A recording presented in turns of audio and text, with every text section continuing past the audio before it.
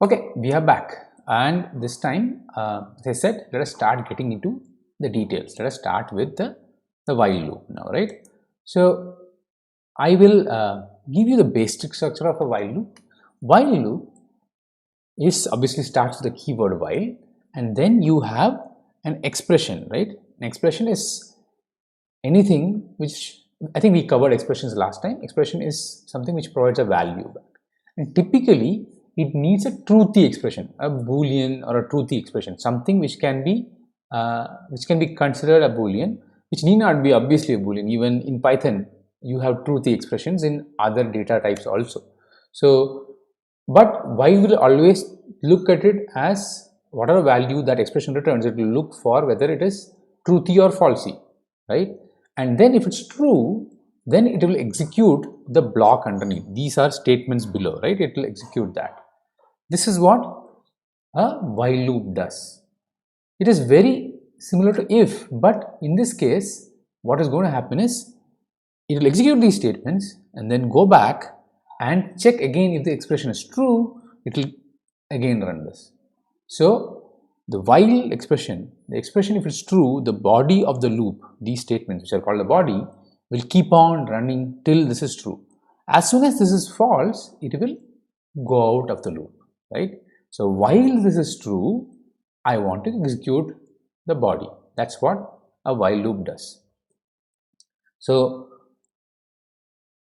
now, so typically what happens is that when this expression which you use in the while loop will contain some kind of a variable which is ideally defined before the loop starts, and inside the loop you will change that particular variable in that. So your expression has some variable that will be initialized before the loop starts, and inside the body you will change it so that when you try again something changes. Otherwise what happens is it keeps on going all the time, right? So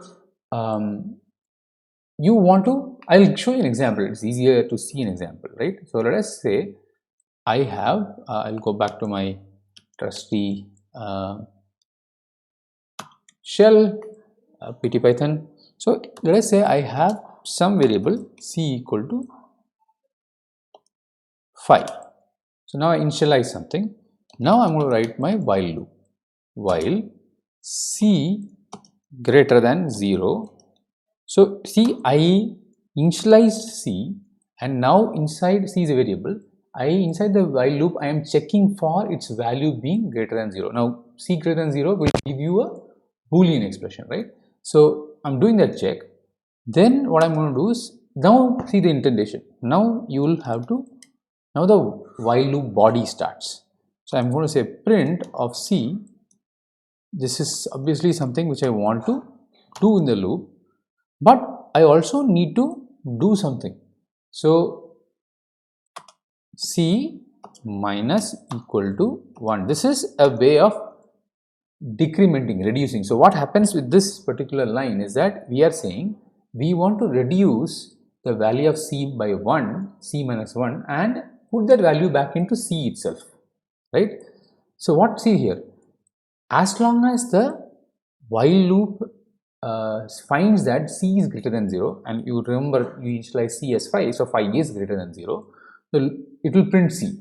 And the next line within the block says that I want to reduce value of c by 1, so c will become 5 minus 1, which becomes 4, and then again the while loop will go back, right? And that time you will say 4 is greater than 0, and it will run again. Let us see this running, and see what happened here. It printed 5 because the initial value is 5, then reduced to 1, reduced by 1, 4, still greater than 0, reduce again. So print 4, again reduce by minus 1, 3, 3 is greater than 0, print that, reduce it 2, 2 is greater than 0, print that, reduce it again by 1, so 1, again because is greater than 0, print that, then you do minus 1, 0.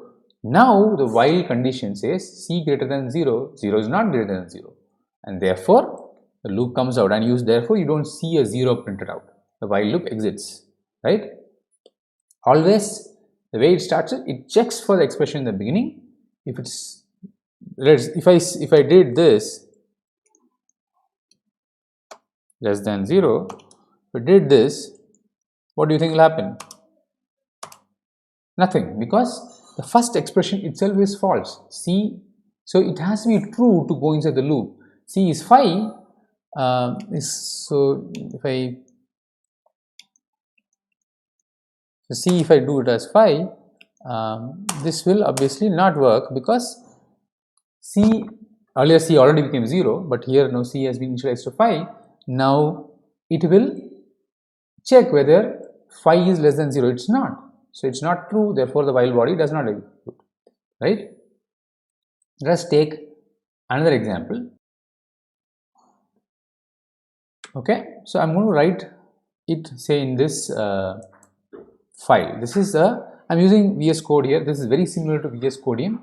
My VS Codium has some problems, so I'm using VS Code. It's no different for you. VS Codium will work the same way. So here I'm going to write a small program using while, right? So let us say I want to start off with, I want a way to use loops to create some kind of a repeater, right?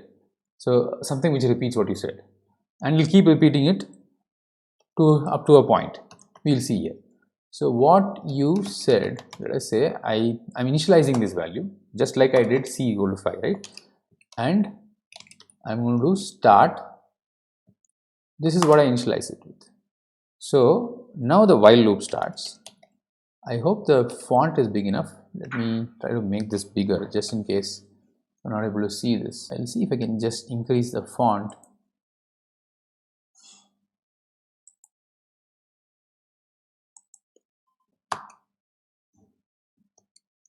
Yeah, there we go. I think that is good enough. Yeah, this is good enough. So let me start with the while. Great. And then I say what you said, which is my variable, completion, and if not equal to done. So this is the condition by which this thing will stop, right? If you and we will see this when I write more, you will understand. So done what you, so I'm changing the variable here, right? What you said equal to, now here I'm going to take an input from the user. Say I'm saying say something.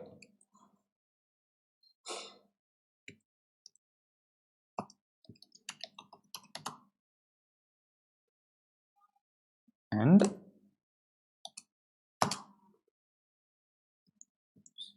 so this is done. Now I want to print what you said. So this is a repeater, right? All it will do is whatever you say, it will repeat it. It's like a parrot, right? So I'm just going to say what you said. I could prefix it with something if you want.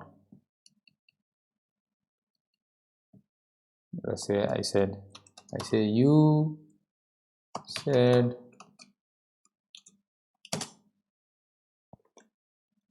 let me put some space just in case. Okay, so this is what the program does. Let me save this.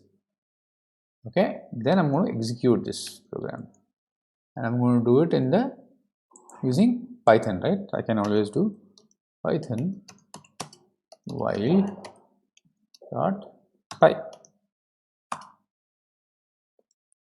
It's asking me to say something. So let us say I say hello. It will repeat it. Now remember, see what is happening now. It said once say something, I said something, and it's asking me again, because the while loop finds that you are still not told me to, that you are not said done, right? So you are not done with it. So you're still, it's going to keep on asking you, hello, hi there, what are you doing? So you keep on asking, the program will keep repeating itself. Now obviously enough is enough, so I just want to say done. You said done and it's out. So it said done, and then it's checking now whether the loop comes back, it prints it, comes back and say, oh, it is equal to done. So it's no longer a valid condition, no longer true, not equal to done is no longer true, therefore it comes out, right? If you want to know whether it came out properly, you can also write outside this loop, let's say I say print goodbye. If I do this, I run the same program. Hi, how are you? And then if I say, so till now that goodbye did not come because you are still in the loop, right? The loop is not finished. But as soon as you say done, goodbye, and I am done. So it says goodbye. So it has come out of the loop and printed this and finished with the loop, right?